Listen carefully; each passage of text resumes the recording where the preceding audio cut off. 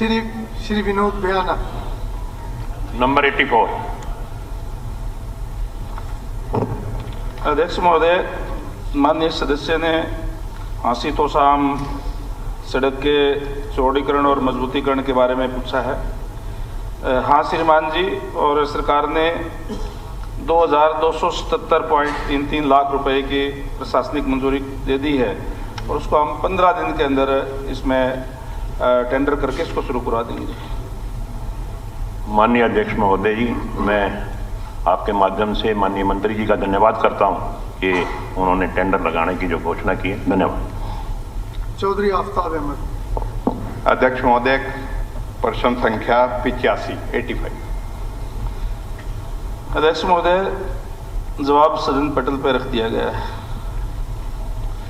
Sir, ये मुख्य मार्ग है जो फरीदाबाद और गुड़गांव दोनों बड़े शहर हैं और उनके जोड़ने का जो है एक बहुत बड़ा जो है रोड इस्तेमाल होता है। और सर, इसकी लंबाई जो है वो गुड़गांव फरीदाबाद की जो है 24 किलोमीटर है और बल्लभगढ़ सोहना की 27 किलोमीटर है। सर, इन पे रेट तो ज़्यादा है ही हैं, लेकिन जो ये है गुड़गांव फरीदाबाद तो 4 लेन है और बल्लभगढ़ सोहना 10 मीटर लेन है। सर, इन पे जो ट्रैफिक है, जो एस्टिमेटेड इन्होंने किया था कि 40,000 पैसेंजर पर यूनिट हर रोज का रहेगा, लेकिन आज 1 lakh passenger car unit per day का ट्रैफिक है इसमें, और इसमें इतना जाम लगा रहता है। मेरे माननीय साथी और भी हैं जो फरीदाबाद गुड़गांव से विधायक हैं कि पीक आवर्स में इसमें आधा घंटा पौना घंटा टोल पे रह जाता है। और जो ये बल्लभगढ़ सोहना है, इस पे तो 8 किलोमीटर के अंदर 2 टोल हैं और उन पे भी जाम लगा रहता है 10 मीटर की रोड पे। तो समस्या है, और आपने तीनों जवाब ना में दे दिया। हमारा जवाब भी बयाना साहब जैसा दे देते कुछ करने का। अध्यक्ष महोदय, माननीय सदस्य ने गुरुग्राम फरीदाबाद तथा फरीदाबाद सोना रोड की टोल दर की बात कही है। ये गुड़गांव फरीदाबाद रोड, बल्लभगढ़ सोना रोड और फरीदाबाद गुड़गांव जिले की अन्य सड़कों का निर्माण संचालन का रखरखाव की स्वीकृति पत्र 12/12/2008 को बीओटी आधार पर आवंटित किया गया था और इसके अंदर जो एग्रीमेंट किया गया था, एग्रीमेंट के अंदर ये लिखा गया था कि टोल दरें ये होगी जो अभी आज के दिन है। और वो मैं अध्यक्ष महोदय माननीय सदस्य को बताना चाहूँगा, आप ही की सरकार के अंदर ये किया गया था। टोल आप एग्रीमेंट किया गया था, एग्रीमेंट लिखा हुआ, एग्रीमेंट से कैसे इनकार कर सकते हैं। और वो 17 वर्ष के लिए, 1 मिनट अध्यक्ष, 1 मिनट सुन तो लो आप मेरी बात, जवाब तो सुन तो लो पूरा आप एक बारी।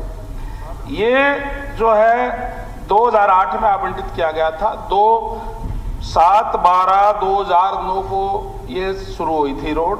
17 वर्ष के लिए आपकी सरकार द्वारा ही एग्रीमेंट करके और ये दिया गया था। उस समय क्योंकि फास्टैग नहीं था, हमने तो इस जाम के ना हो इसके लिए हमने फास्टैग के लिए सरकार के खजाने से 6,46,99,300 रुपए फास्टैग के दिए ताकि उसमें जाम ना हो। और आज के समय में फास्टैग लगने के बाद में जो 1/9/24 को शुरू हो गया है, उसके बाद में वहां कोई जाम की दिक्कत नहीं है। इनकी शायद सप्लीमेंट्री, इनकी सर मेरा सप्लीमेंट्री ये था 40,000 के लिए प्लान। सर मैं तो ये चाहूंगा विधानसभा की कमेटी बना दो, और अगर जाम ना लगता होए, मंत्री जी को अगर जाम की दिक्कत का पता ही नहीं है, अगर जाम ना लगता हो तो मैं कहता हूं हमारे सदस्य विधायक भी हैं वहां से, ये मतलब कहते दोनों सड़कों पे अगर जाम ना लगता हो तो मर किसी चीज का, और उसके सुधार के लिए क्या करेंगे, 6 लेन करेंगे नहीं करेंगे, और इसकी कंसेशनर का एग्रीमेंट जो है 31/5/2026 को खत्म हो जाएगा, तो क्या टोल उसके बाद खत्म कर देंगे या इसको ऐसी तरीके से चलने देंगे सर? 20 तक तो रहेगा, उसके बाद की बात एग्रीमेंट से पहले तो आप एग्रीमेंट किया गया, उसमें ना तो हम कोई कम ज्यादा कर सकते क्योंकि एग्रीमेंट है उसके साथ, और आपकी सरकार का किया हुआ एग्रीमेंट है। और वो जो है 26 तक है, 26 तक इसका रहेगा, और आगे हम उसको अगर कहीं कोई दिक्कत परेशानी हो तो एग्जामिन कराएंगे उसको, जो भी होगा कि प्रपोजल। इसमें आज के दिन कोई प्रपोजल नहीं है, रोड बहुत है, क्या उसको 4 लेन के बजाय 6 लेन, और वो जो छोटी रोडों पे जो टोल है उनको मतलब जो है वो रोड को चौड़ा करने का और उनका करने का है कि नहीं है प्लान सर? क्योंकि मैं समझता हूँ ये बहुत बड़ी समस्या है कि किसी चीज के लिए लाखों लोगों का इतना समय खराब होता है। इनकी जो डिमांड है, इनकी जो सप्लीमेंट्री है, शायद वो ट्रैफिक असेसमेंट से जुड़ा हुआ विषय है, तो ऐसे कोई बात नहीं, इसका हम करवा लेंगे, एग्जामिन करा लेंगे इसको। अध्यक्ष महोदय, इस एक्चुअली इस रोड के ऊपर बहुत भीड़ है और हमारा दिल्ली का रास्ता भी ग्वालपाड़ी वगैरह इसके पास जाता है। मैं पिछली योजना में, इससे पिछली योजना में जब मैं पीडब्ल्यूडी मिनिस्टर था तो बंधवाड़ी के ऊपर हमने अपनी तरफ से गांव में, हाँ भरिया, बाद में पता लगा कि ये रिलायंस के पास रोड है और कांग्रेस के द्वारा दिया, लेकिन मैंने भी पीडब्ल्यूडी से अपनी तरफ से 40 या 45 करोड़ रुपए में इसके ऊपर फ्लाईओवर बनाया था, जो वहाँ बहुत आवश्यकता थी।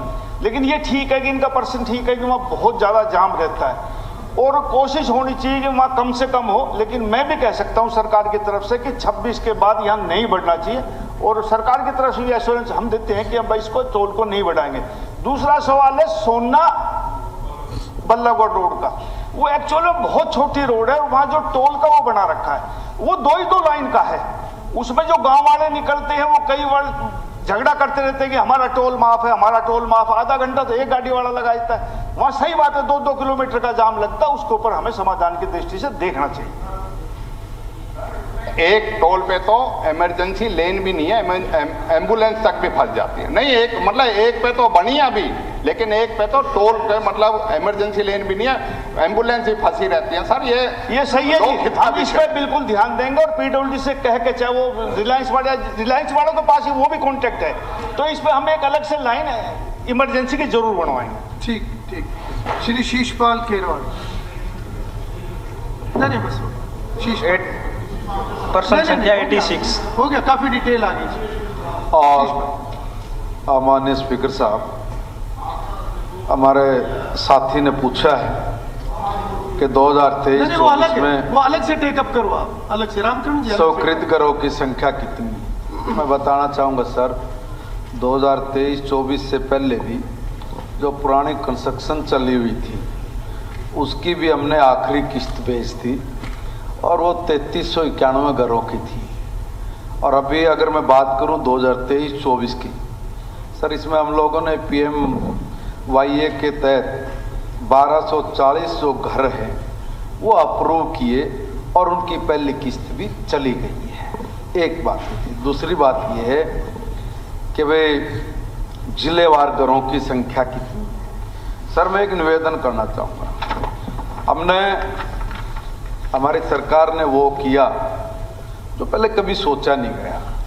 लोगों के साथ ठगी करना, झूठ बोल के भावनाओं के साथ खेलना, सरकार बना लेना, फिर गरीब आदमी को ठेंगा दिखा देना, और आज तक भी 100 गज के प्लाट गरीब आदमी को जब नहीं मिले तब हमारी नायब सैनी सरकार ने सब लोगों को बुला के उनका, अब देखिए मेरी बात सुनिए, सही कह रहा हूँ, कोई गलत उत्तर थोड़ी नहीं है, दिए ना भाई आपको दिए, ऐसा नहीं। अगर मैं टोटल बात करूं, देखो बाकी दोस्तों के भी सवाल लगे और पहली बार रिकॉर्ड टूट रहा है माननीय स्पीकर साहब के उसमें जवाब ही दे रहा हूँ, क्या 20 के 20 सवाल होते हैं। मैं तो इसलिए जो तथ्य पे वो बोलूँगा, बाकी तो ये पढ़ भी सके। अगर मैं टोटल जोड़ के बताऊं सर, तो उसमें 1,28,958 बेनिफिशरीज को सर हम लोग डायरेक्ट अब तक लाभ दे रहे हैं। इसमें कोई बात साथी ने पूछनी है तो ठीक है, नहीं तो हमने ब्यौरावार उस पर रखा गया है। पटल। माननीय अध्यक्ष जी, जो मंत्री जी ने जवाब दिया है मुझे, उसमें ये आंकड़े का मिलान नहीं हो रहा, पहला।